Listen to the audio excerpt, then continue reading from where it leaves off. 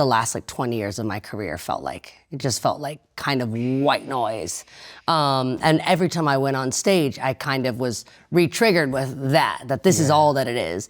And by going and extracting each individual frequency, I've found a new love for all of my songs, all the versions of me, all the eras.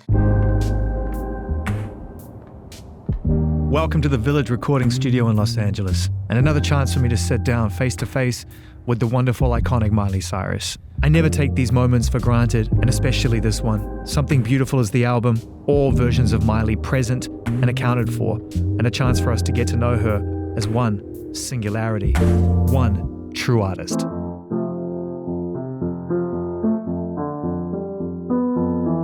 Sir. What's going on, buddy? Do you know the full album yet? Of course. The piano? Oh, Can you imagine? Yeah, we have some gigs. yeah. We're looking for a auxiliary guy that can play everything. I'm an auxiliary guy who can play everything badly. Is that what you're looking for? That would be perfect. Amazing. So I wanted to ask you where you've been, Miley, but I think you've just been in varying rooms in this building. That's it. For the past couple of years. That's absolutely it. This is kind of my home. That's why I wanted to have you here at the Village, which is so iconic, you know, for creating. I have a photo actually in my living room of Steely Dan standing exactly where we've been creating the record, and they kind of are standing in a similar way that all of us, it's a very tiny room, that all of us have been standing around this, like, you know, archival, iconic console. And yeah, Fleetwood Mac in the live room. So it just has so much music history, and you can really feel it in here. And it's my own cathedral, really. It kind of has that feeling. It actually was a Masonic temple. You and I spoke for a brief moment on the phone, which I've never had someone, you know, the day before sitting down and talking, call me about the album itself, which was just like so meaningful and complimentary, because it's what it's all about. And I told you when we were speaking on the phone that for In the Summer Vacation, I wasn't really on a vacation. I was kind of moving into this world of Something Beautiful. But In the Summer Vacation unlocked something beautiful for me, because by being on vacation, by living and being and experiencing, you know, love and family and nature, and I found something beautiful. It's clear to me looking back on the timeline that, okay, I'm leaving the business situation I was in since I was a kid. I'm starting fresh in that regard. I've got new relationships that I'm focused on. It was all renewal, right?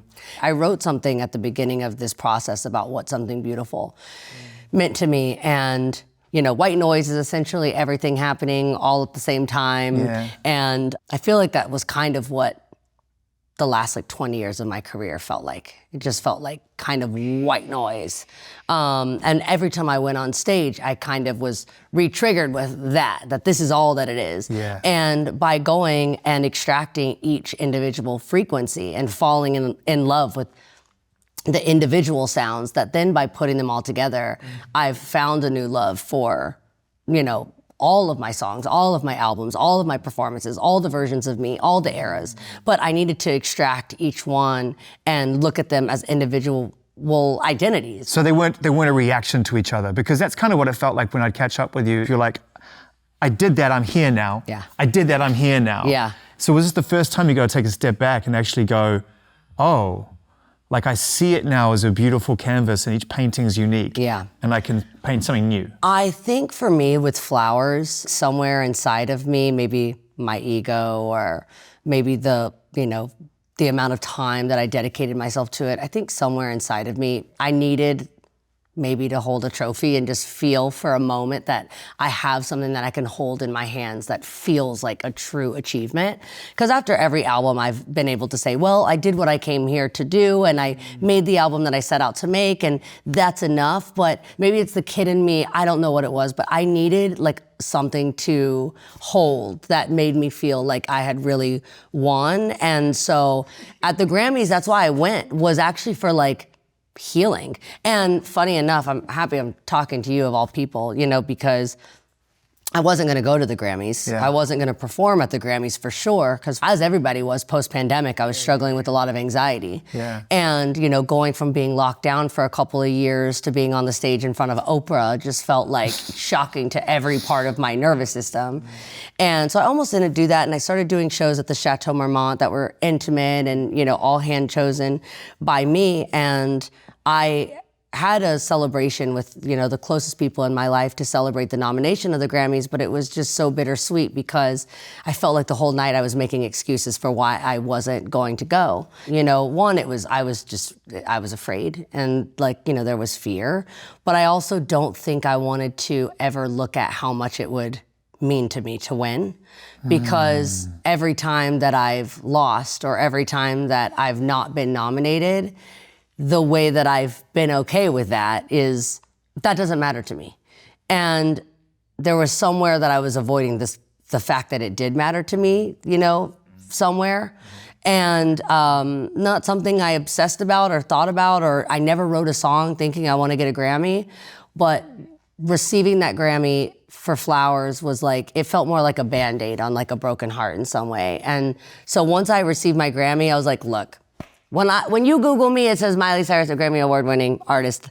I'm gonna go make some of my weird shit that I like to make. And so then somehow I ended up making, you know, the album that was experimental, but I never wanted to abandon pop music, because I believe that the Beatles and Elvis and, you know, David Bowie and Prince, like Madonna, these are all pop artists. But it's also culture. Pop is culture. It's not just music, it's fashion, and it's film, and it's visuals. Yeah, the death of it is kind of making it a genre. You absorb everything in your own way. Not in a Xerox, but you look at it as true art. Thank you. And you will stand by the art. And if the music pops, the music pops. Especially now you had the hit, you can really say that. Thank you. Because it's nice to bask in the hit, right? It's nice to not have to do anything and watch the music do it for you. You didn't really have to go and tour that song. People fell in love with that song and made it their own.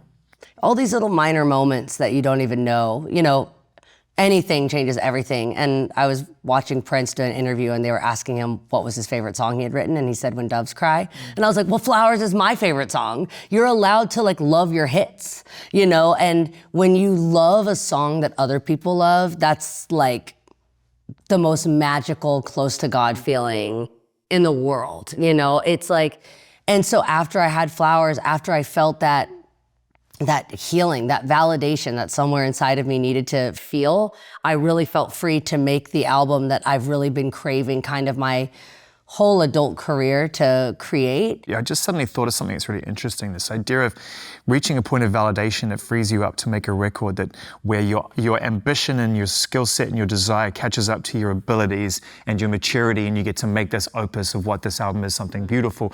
But to get to that, the healing is the word that keeps coming up. And I wonder whether or not Flowers to some degree helped you heal the 16-year-old who signed a record deal way too young and got put into this kind of like canon of like, you know, it's all hits from here on in, Miley. And you're like, I don't know if it is, guys. I don't know if that's who I am. Yeah, and I don't even know what hits mean anymore, because, you know, I don't really, you know, I think we're redefining what a hit means. And there's a part of me that really appreciates kind of like social media and TikTok and all these forums that there's you use them all? I opened up, you know, my own social media for this era because, you know, I want my fans, and I want, you know, even outside of that, the people that get their hands on this album, I want them to feel the devotion, the dedication, and the hands-on, and how every single sound, every sequin, every strand of hair, it was love. It was built. It was love. It wasn't manufactured and it wasn't over-processed. It was like truly love. And so I wanted to connect directly. And as soon as I opened the app, I felt my entire soul shut down, and everything inside me told me I don't belong here. I, like, you know, a lot of people, I felt really insecure and like left out the minute that I opened the app.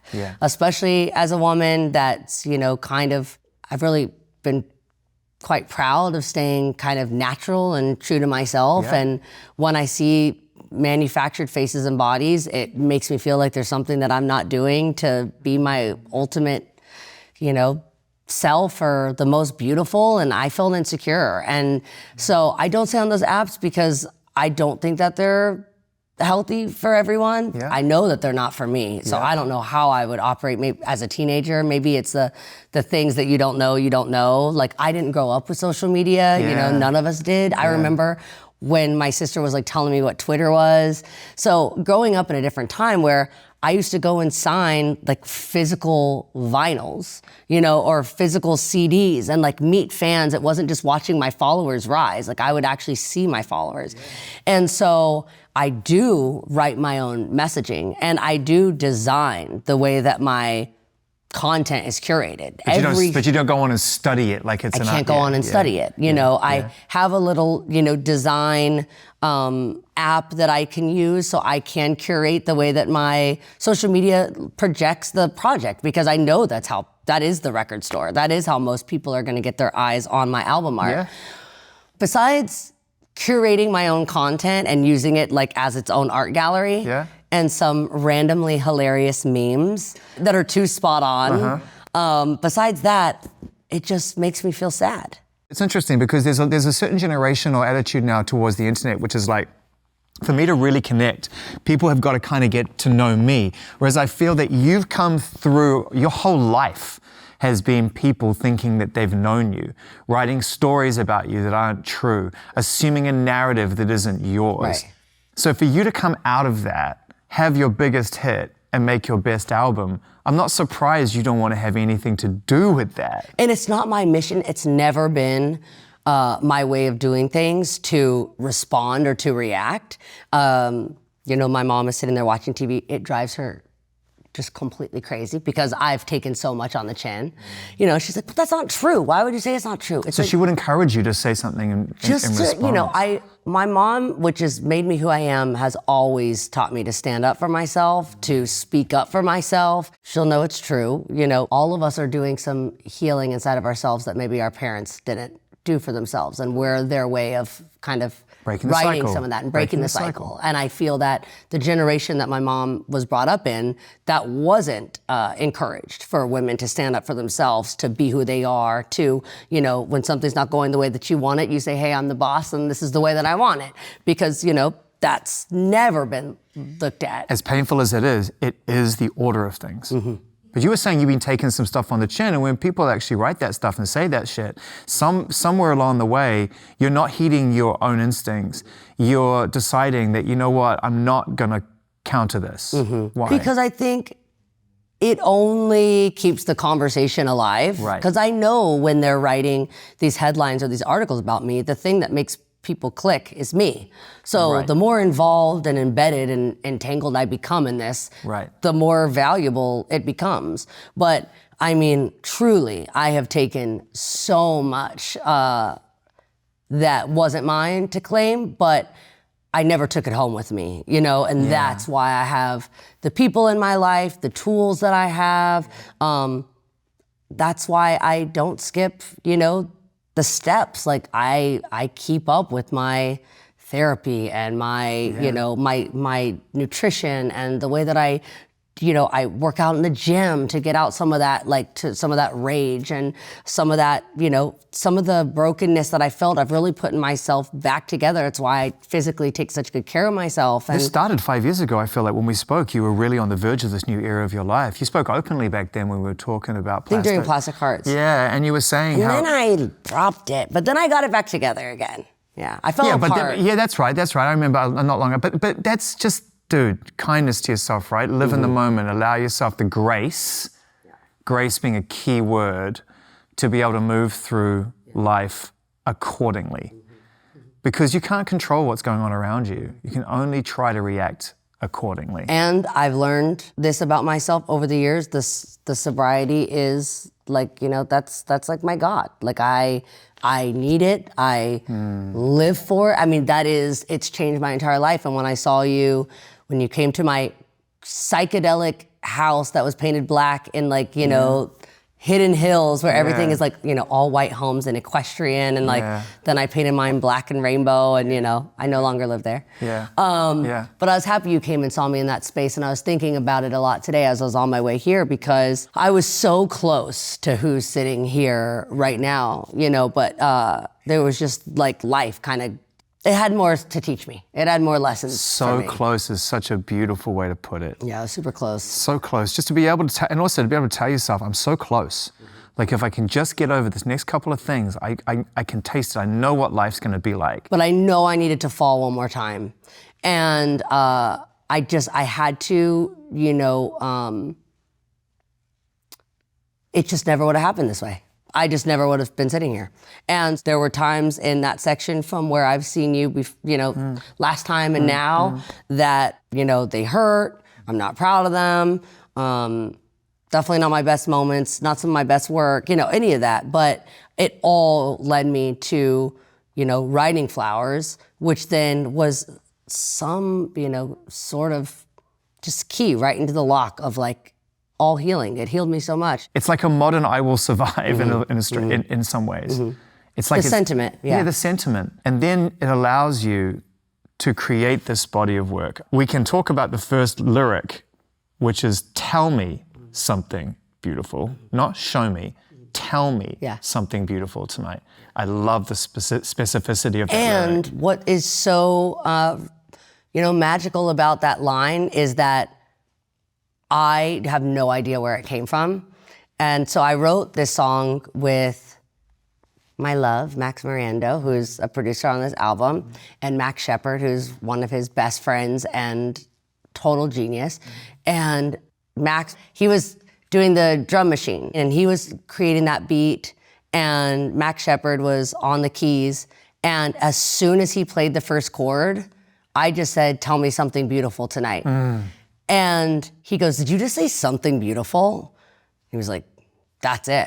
That's the song. And it was so easy, but I have no idea where it came from. I didn't even write it. It became the album. And it was just the chord he played was so beautiful that what needed to be said had to be beautiful because what they were doing was so beautiful. And to be honest, I mean, the emotional part of me with that song, me sitting in between the both of them, and both of them are such an important part of, the real me. Like that's dinner table talk. That's me at my house. That's like sweatpants, shoes off, no makeup, like sitting between these two guys and feeling totally safe. Because I think last time you saw me, I was in a very protective state. And so the music, the look, the studs, everything about it was hard because just like any animal, I put on this armor to protect myself because I was scared.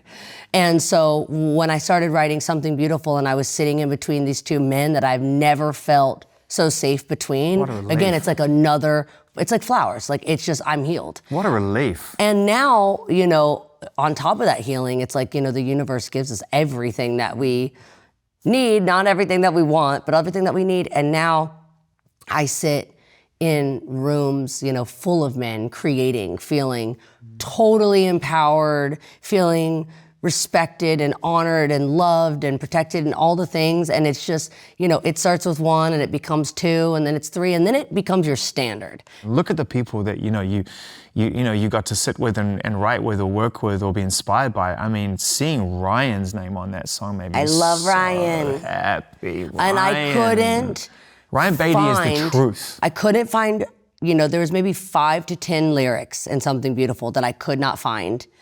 And I knew that Ryan had them. Yeah. It's like a Marvel movie or something where, they have the jewel. Yeah. And he was on tour and he was writing for Beyonce. I was too. Yeah. But, he was doing all these things. And I knew, it was literally like he had like the crown jewel or something. I knew he had it. And so the minute he came off the road, I was like, I need you for half a day. There's these gaps and you know exactly what they are. And he came in and said, water to red wine, kissing to kill time, oh my. Perfect, that's all I needed. And then he came in and said, because I didn't know how to end the verse. And, and I was just saying, da da da. I didn't know, I had the melody. But he said, flash, bang, spark, lighting up the dark. And then I was like, but the lyric's not finished. He's like, I love how you go, bum bum. Yeah. And he was like, just leave it. And as soon as he said flash, bang, spark, that's how I knew I wanted to write a film. I didn't even have a film concept. Really, I knew that I wanted this to almost kind of be like a musical or some sort of pop opera, and Pink Floyd talking about the healing, that time going to those concerts, seeing Roger Waters live with my brother when I was 16, like it just changed my life. And that's why on Bangers I had inflatables, was because I went to see The Wall, and Mother and the pig comes out. Really? No one ever put that together. I would never have seen that. I never articulated it, but when I did Bangers, I really wanted to kind of have the experience for my fans that I had when I saw Roger with all those giant inflatables. Yeah. And I love what he did on the screens and the animation and the music. And so that concert changed my life with my brother. Yeah. And then being able to create this music and being able to write something that went alongside of it that was kind of, it's something unique. Everyone goes, but it's not a movie, you're not acting. And like, it's not necessarily an opera because I'm not an operatic singer, but it's the sentiment of what an opera is. It's like, it's telling these stories through song, and that's what we're doing. It's pop. It's all of it. It's fashion. It's visuals. It's music. It's sentiment. It's emotion. It's all of it. The grading. It's like, it reminds me of stuff I used to watch late at night when my parents used to let me stay up late and watch music video, TV programs at 11 p.m. at night, but now. Yeah. I used to wake up to watch. They would play It's My Life, no doubt, like at maybe midnight. And I remember when I was coming out here for pilot season, my mom did not come with me, and I came with a nanny, and she would let me sleep with the TV on.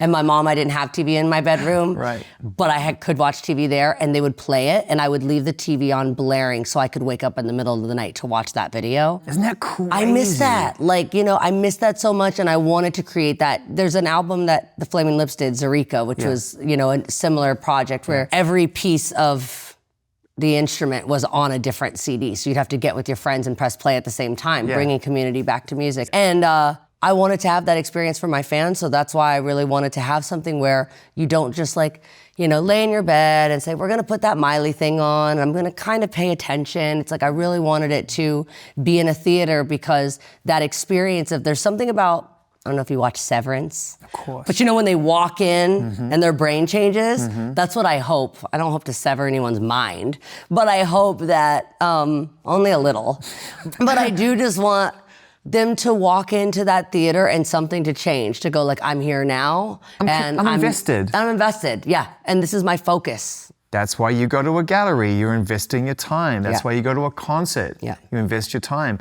These visual companion pieces. And also, quite frankly, the album deserves it. Thank you. I mean, you go from something beautiful. I'm so obsessed with that song. And also with the harshness of when it drops.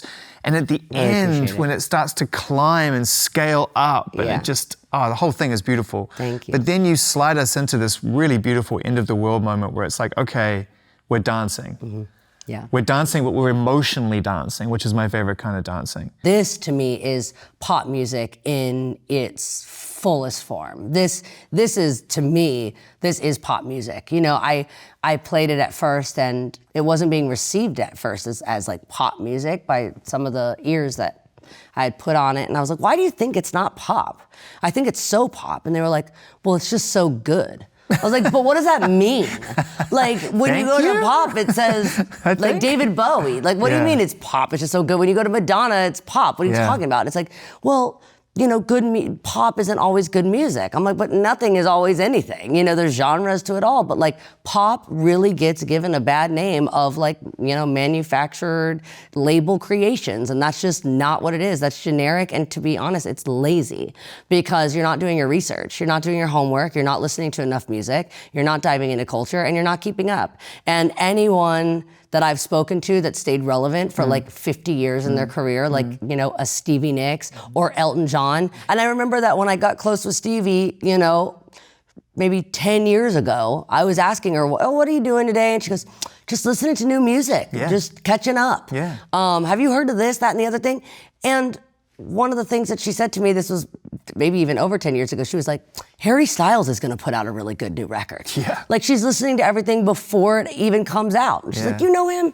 You guys should meet each other. You guys are similar, you're doing the same thing. Like, she is on it in a way that, Dolly Parton is on it. Like, Dolly sees Sabrina Carpenter and goes, she's blonde and wearing high heels, get over here, I wanna be on the song. She's not one to they want to be celebrated. They want to be incorporated. And that's what like legends do. They keep up. And so for anyone that is not paying attention to pop music, you know, attune your ear. You tap in. I know you said some kind words about Chapel. I got to spend some time with her at the end of the year last year. I loved every second I got to spend with her and her family. I can't believe how she sounds live. Yeah. And that is the testament. You know, that is like, can you stand the test of time? And there is so much pressure on live performance, and that's what blew my mind. I thought Sabrina and Chapel, both at the Grammys this year, it was like over the top pro singing. And, you know, I'm like, not the judge of, you know, like I don't even care about pitch.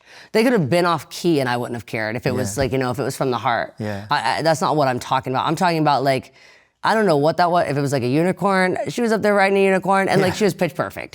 And like, I just, you know, I just applaud that because I know the courage that it takes and I know that the nerves get in the way and I know that both of them were probably choking on their heart because of how much, you know, it's so much pressure and they just nailed it. And Sabrina at SNL 50 like blew my mind and I'm just big fans and I just support those girls all the way. We get to a point on the album and I think More to Lose. Oh, thank you. I'm not crazy about that though, right? I mean, you agree, that's a really special song. It absolutely is a special song, and I actually have a funny story to tell you about how it happened. So I went to visit Dolly 2 Christmases ago, and I play her Something Beautiful on my phone, which is not, now that you've heard the song, that's not how you're meant to hear the song for the first time, but that's how I did it. She goes, all right, I see what you're doing.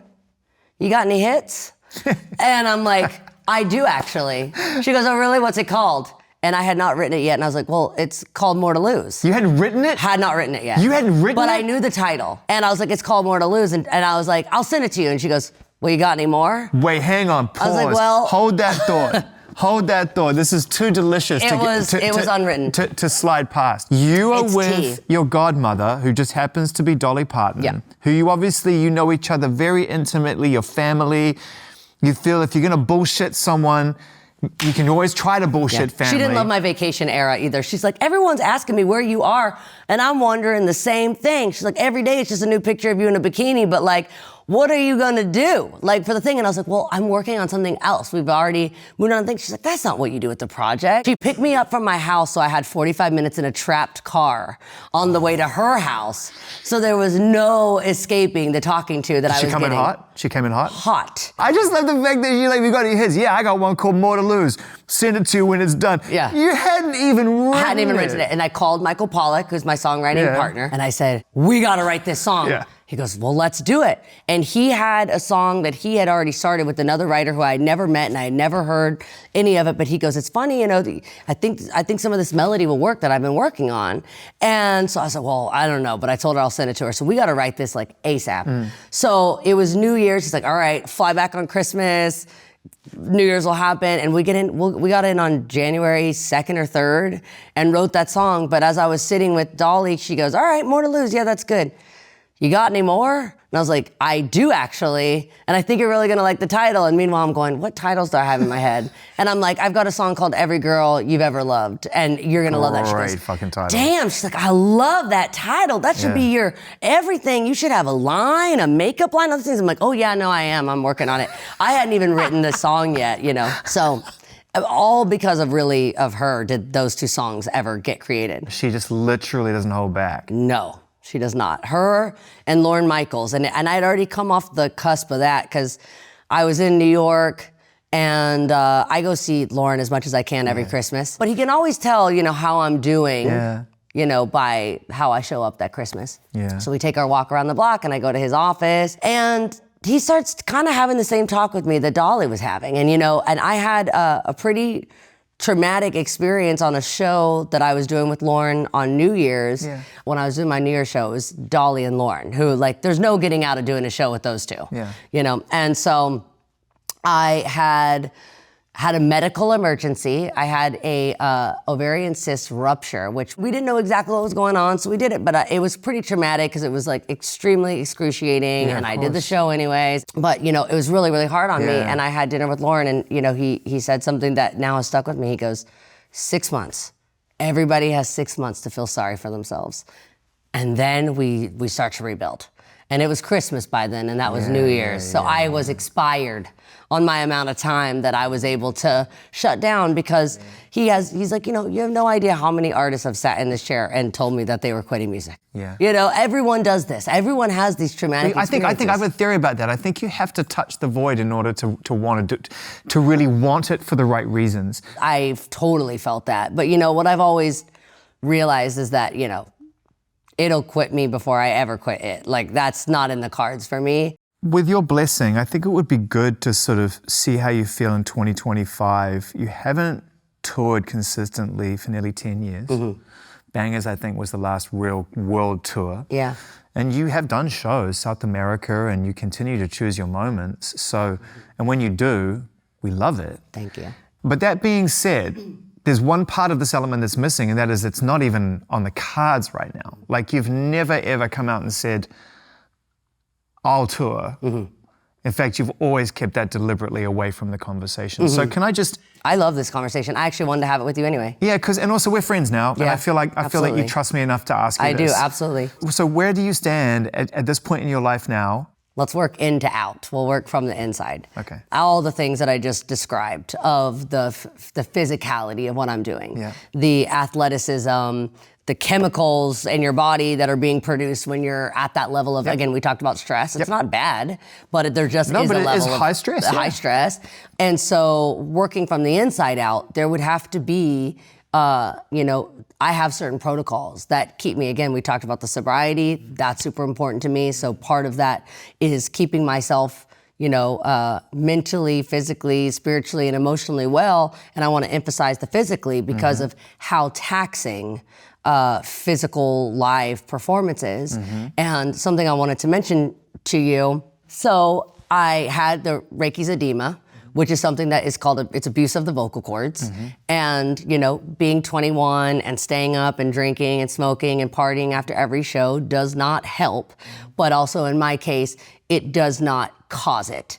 So my voice always sounded like this. So it's a part of my, unique anatomy. This is what I look like. So I have this very large, polyp on my vocal cord, which is giving me a lot of the tone and the texture that has made me who I am, but it's extremely difficult to perform with because it's like running a marathon with ankle weights on. So even when I'm talking sometimes, at the end of the day, I'll call my mom and she'll go, oh, you sound like you're talking through a radio. Yeah. And that's how you know I'm really tired because it creates that like ultimate vocal fry. Yeah. And so I do have this this blessing of a condition that I live with that's given me this really when I walk during COVID, all these famous people were like, isn't COVID so awesome because you wear the mask and no one knows who you are? I can't talk. The minute I'm in a grocery store, someone goes, your mask isn't working, I know that it's you. I could wear a hat and sunglasses and I know that it's you. So my voice is super unique because of it, but I do have, this Reiki's edema and I have this large polyp on my cords and I'm not willing to sever it because the chance of waking up from a surgery and not sounding like myself is a probability. So the touring... What an interesting dichotomy. I know. So I'm really torn about it. That's actually, it's funny that you mention it. You're definitely tapped into what I already wanted to say. And I really had it on my heart that I don't speak and don't really care to talk about this thing that's really precious and really private to me. But it is a real thing. And so, and by the way, my whole team sitting in the other room can tell you, I put a tour together every other week because I want to do it. Yeah. But it would have to be in a way that is sustainable for me in all the ways that we talked about. Yeah. And then also with what I got going on, I don't lip sync. I sing live and these songs are big. End of the World is a huge song. Yeah. And More to Lose is really it's strenuous. It's a big song. And so I don't write little songs. Yeah. I write songs Walk of Fame's no joke. Right. And even if you listen to the past albums, Party in the USA, it's maybe if you're in the audience and you're singing along, it's one thing, but when you've got the mic and you're performing, it's totally different. And I'm singing with, a 16-year-old voice versus a 33-year-old voice where it's when it comes to what kind of the public, and I guess what it really would be the audience doesn't understand, is that everyone on my crew and everyone in the band and everything. There's the lights and there's the stage itself and there's the tour buses and we have to feed everybody and we got to put everybody in hotel rooms. Like, there is so much that goes into it that it's not free to tour. And so if I can't play a certain amount of shows, it doesn't actually like mathematically make any sense to do it. Yeah. And the way that I need to do it, it's why a lot of artists like don't tour as much as they maybe want to or used to, because to have it make sense, it's really hard to not design a tour that's gonna hurt you, whether you have this or not. So really the problem for me with touring is not only me, because this is about like connecting with people around the world and using my music as a tool to heal. I've always said medicate a sick culture through these songs that I've created or am creating. But the truth of it is that touring, as much as it's an experience for the audience, it's a business for everybody else. It's risk-reward ratio. Right. And I think it's really amazing that you shared that. Because I don't think anyone knows that. Right. And I think it puts it in perspective. I hope you figure it out. Yeah. But I think we have to move. I think we have to be thoughtful with our thoughtfulness. Because 5 shows a week, for someone without what I've got going on, is already so taxing. Yeah, it's a lot. And then you add it in, and it's funny because the way that the vocal cords work, they're supposed to kind of move together like Jell-O, and it's like mine is super rigid because I've got this little thing that's super unique, but what it does is actually, it punches the other vocal cord, so I'm actually damaging the other one every time I'm singing. So right now I'm kind of got one. In the military, it's 2 is 1, 1 is none. Right now I've got 1 is none. So that's why I protect the one that I've got so much, because I've got like one really strong chord. 100%. But I have creative ways that I want to do it. There was an idea that I had called Somewhere Beautiful, and it was the next step to something beautiful. And it was performing in intimate places that are filled with beauty and inviting my fans to have this moment, because it's something that you can't find in the stadium. But getting people to a cathedral, in the middle of like a forest that is not set up for sound. That's fine. We'll do that. I just need to have someone help me make it happen, because I was I did Disney Legends. They gave me an award, and it's one of my. I don't really keep a lot of my awards, but it's awesome. I really like this one because way ahead of schedule too. It's the little kid in me. I know, it was like I was by Jamie Lee Curtis and Harrison Ford. I know. And both of them were, on my ass about different things. Jamie Lee Curtis goes, "You got to do the song for the movie," and she did The Last Showgirl. So Jamie Lee Curtis is the reason why I did The Last Showgirl. And I've known Harrison Ford for like quite a while, just growing up in Disney and been in the same circles. And he goes, "So what are you up to? Are you in the studio making an album, or what are you doing?" I said, "Well, I have an idea." I said, "Actually, I have I made something. I have a PDF on my phone. I could show you." So I show him, and I show him my idea of Somewhere Beautiful, which is performing in all the forests and, at the, pyramids and all these things. He goes, "You really want to go and set up in a forest and do what?" Like, he's like, "What?" He's like, "You gonna bring a crew?" He's like, "Looks expensive." And I came back to the trailer. I was like, "Guys, we're not performing in the forest anymore." Harrison Ford made a lot of sense. That's why I want to create this film. Is the film is my way of touring. That's why I'm putting it into theaters, because it's something you can watch night after night after night, and you get to discover, and you get to feel like you're a part of a performance. But I don't have to, tax myself in that way. And you should also maybe go talk to Björk, because she has no problem setting up without amplification somewhere and figuring it all out. The thing to mention with Björk is that her audience is obviously so different than mine. And so when I try to, I bring my fans along with me, but I'm always kind of evolving behind the scenes. And then when I, show up and I deliver, it takes a minute for everyone to catch up sometimes. My fans, they grew up with me. They're, you mentioned Björk, it was a different era from the internet. And so my fans, a way that they feel really connected to me, the way that maybe you grew up feeling when you would go to a concert, is how they feel when they see, their artist interacting on social media. And the way that I've been presenting myself is often in third person, not because I'm speaking in third person, but because I'm operating as it would be as an introduction. I watched the other night, I was laying in bed watching the Oscars from the 90s. And the Oscars, the way they would introduce people is, now coming down the carpet wearing Giorgio Armani, the most beautiful actress nominated tonight is Demi Moore.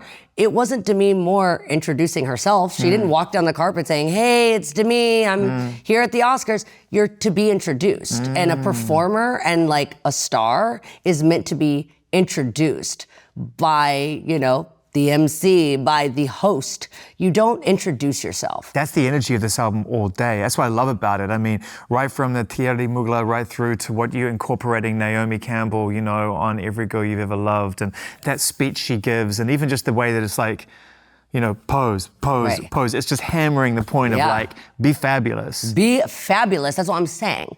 So my captions were in third person, not because like I'm doing a bit, but that is the way that you are meant to be introduced. And some of the comments and some of the fans felt disconnected in that it's impersonal, but this album couldn't be any more personal to me. Every single string, sound, like I said, sequin, thread, strand of hair, and eyelash has been considered and created not only because of something that I love, but something that I'm excited to share with them. And so when I do directly engage on my social media platforms and I sign off as myself sincerely, I mean, I usually sign off as sincerely because I feel that the internet is can be such an insincere place that I think by even just putting out the word, we talked about frequency, sincerity, like saying that I'm sincerely telling you this, I think it changes the frequency of the entire caption. Now, there's one thing AI will never say, and that is sincerely. So you can get around it by using it, truly, like this is how I truly feel. And I feel like it changes the entire vibration of the caption.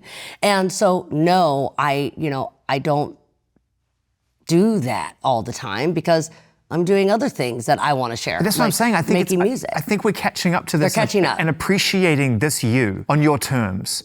And I think the game that everyone needs to play, that's why it must have been so rewarding to collaborate on Two Most Wanted, because we've caught up to the way Beyonce wants to do it. I love Beyonce like everyone else. Yeah, you know, and just to be able to kind of like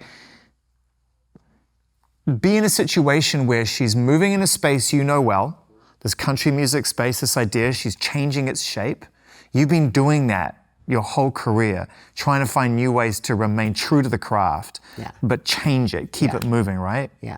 But she's over here in terms of where she is as a human being and the decisions she gets to make in contrast to what people want from her. You're trying to get there. Yeah. Right? Yeah, I really respect her, you know, the way that she's kind of navigated it. And I think, again, we talked about Bjork and I being very different. Beyonce and I are very different, you know, and like her fandom, you know, it's like, it's Queen Bee. You know, she feels in this way of like, it's like a mother to the world. It's a way that kind of Dolly feels. And I feel like... She's protected in kind. Yeah, I feel that I felt more like a friend to the world, which is very different than like a goddess. You know, she's kind of this like queen, and it's like, I don't know, I've always felt a very motherly kind of like feeling from her to her audience, but I think I feel more like your friend because we grew up together. You know, that's a change for my audience to feel that like they don't have, you know, this direct access the way that you would have had every night on your TV, because when you were little, you grew up every night. I would talk you to sleep. You would watch episodes of Hannah Montana and you would hear me all day if you wanted to listen to my music. And there was something accessible because I was on TV and I was touring and it was a different time in media too. So, you know, I was doing lots of events. You were on the internet. That was just it back then. Yeah. And you were the biggest thing on it. Yeah, TV was the internet. We always say that now the internet really is, it's like TikTok is like MTV. It's like you watch it all day hoping to see your favorite video. That's the show. And so, yeah, I feel that everything catches up eventually to me, and I've just had to feel strong in my idea and have that steadfast belief that, like, you know, it's sometimes lonely ahead. Give Me Love.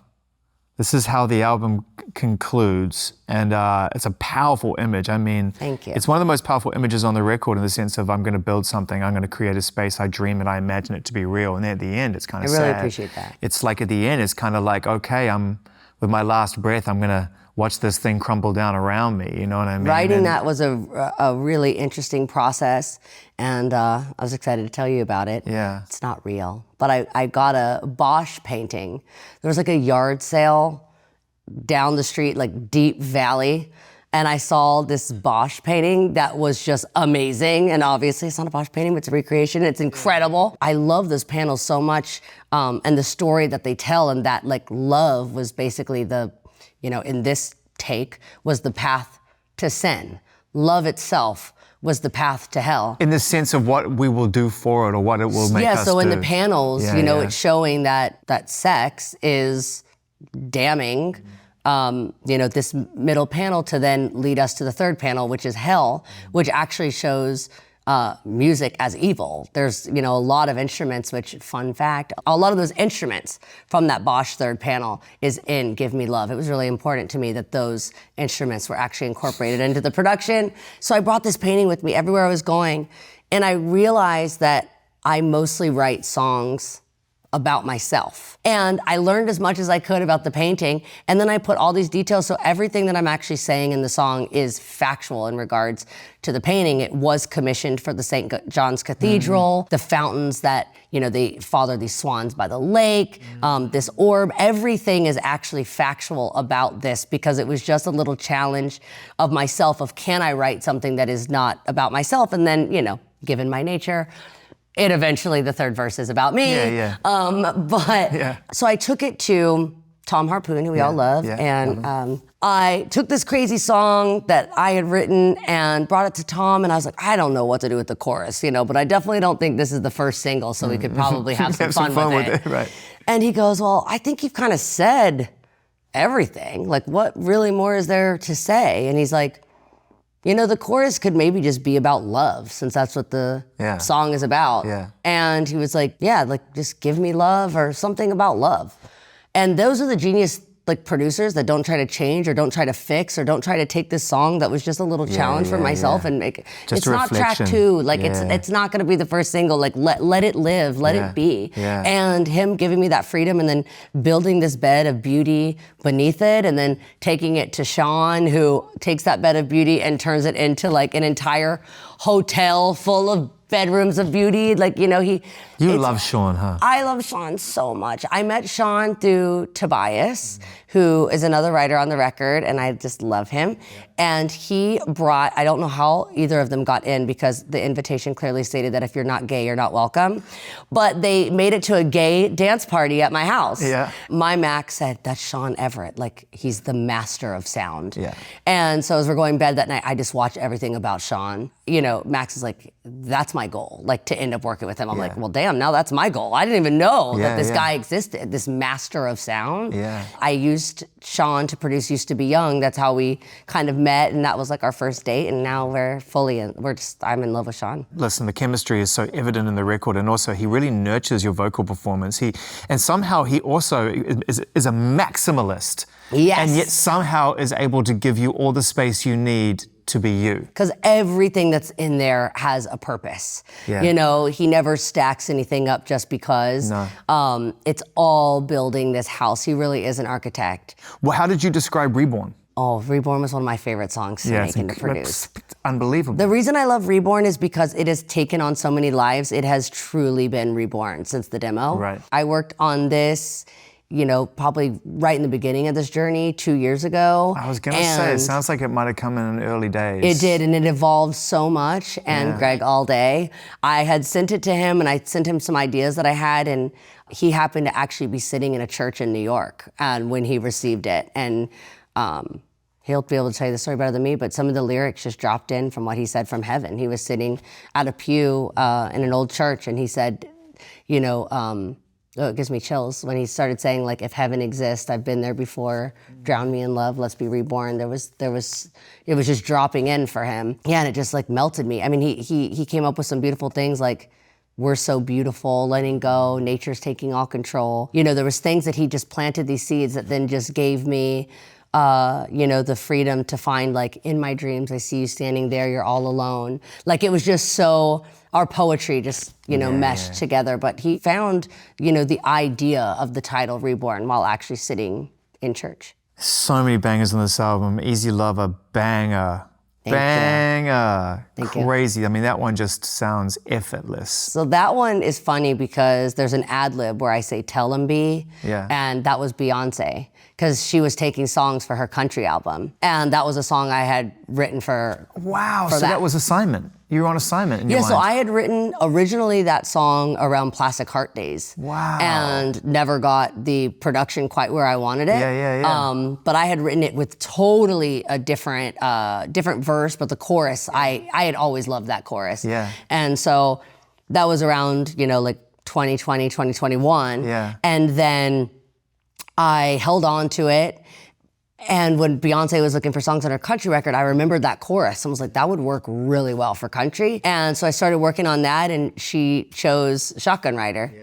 What'd you call it? Two Most Wanted. That's what the demo was called, Shotgun Rider? Yeah. Sick. I always forget. Sick. She was like, Two Most Wanted. Like, that's us. So I was like, that is so the perfect title. So Two Most Wanted, but I still had Easy Lover. And so I just was like, what am I gonna do about Tell 'Em Be? Yeah. And Brittany Howard's like, I'll play the guitar on it. Yeah, sick. So that's her playing all that electric guitar, so yeah. Start to finish, Miley, it is such an amazing body of work. The interludes, everything that you've put into it, it is so worth the time and the energy. And the more you listen to it, and I've listened to it maybe 5-6 times now, I'm uncovering things, and I know I will for a long time. That's the Sean Everett effect, that's the You effect.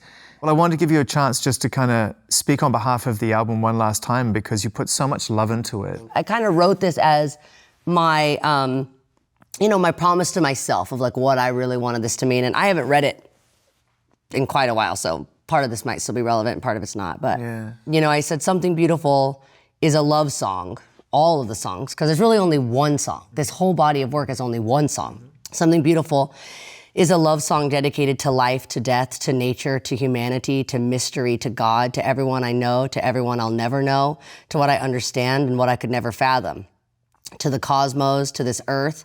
It's a concept album that's an attempt to medicate a sick culture through music, hiding the healing in an entertaining work of art, bringing the divine into the day-to-day. A theme of the film is white noise, which is every frequency played at the same time, which is essentially our own existence. The theory is that there was such a big bang that the reverberation of that bang caused such a magnificent echo that it created everything that exists as we know it. We're sound. The mountains are sound. When they crumble, they rumble with sound. The waves soothe us with a chaotic, calming crash. Thunder and lightning rain down in their song.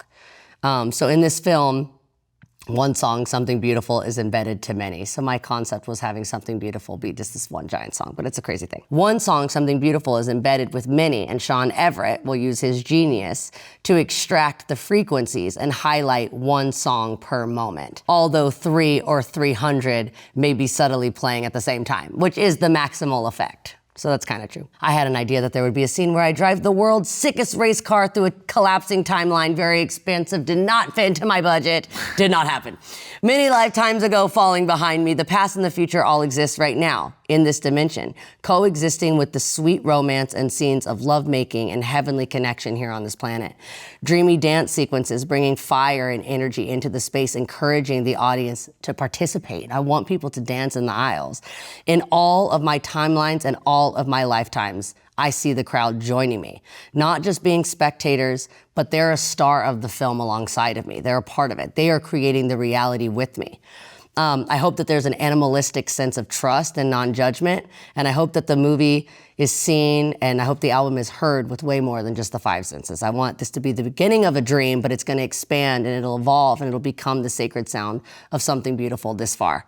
And I end up playing some music, and I wanted sound healing to be seamlessly sewn together in this world of pop music, whether that's an ancient gong or an electronic dance, psychedelic, bassy bliss, majestic melodies, original piano pieces. I wanted them to all coexist in the same space. And that was pretty much my idea. This was like, I had written down— That's pretty much my idea. That was my idea. You wrote the whole thing out, and it's exactly, with the exception of the race car, how it happened. Yeah. And at the end, I'm like, well, I'm gonna write a script and I'm gonna have all this make sense, and I really wanted it to feel like, nature and like concrete. It was all like in one. But fabulous. But fabulous. And at the end of it, do you know where I found nature and concrete? Was at Paramount, which is so me. We shot it at the Paramount iconic lot. We were on the I Love Lucy set. We were actually in Lucy's bungalow, which I totally felt her energy the whole time.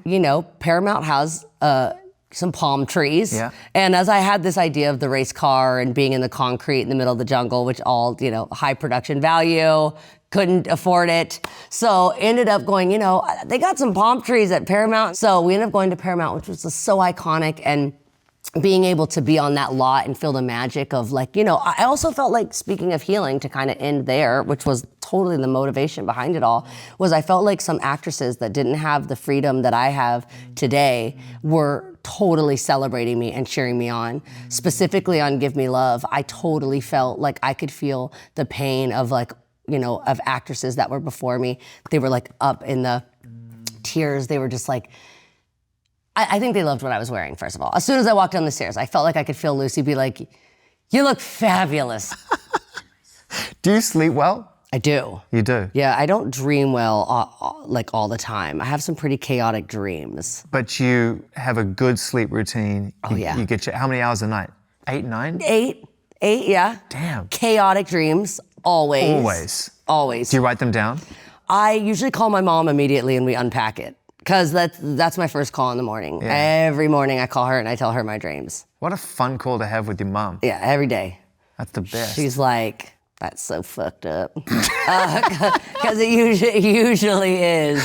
It's something totally chaotic, In my dreams, everyone's dying constantly. It's just I don't understand. Is it things that we don't want to talk about? Yeah, our subconscious stores them and tells us later. We love you. You're the best. Thank you. I appreciate you. Me too. Thank you very much.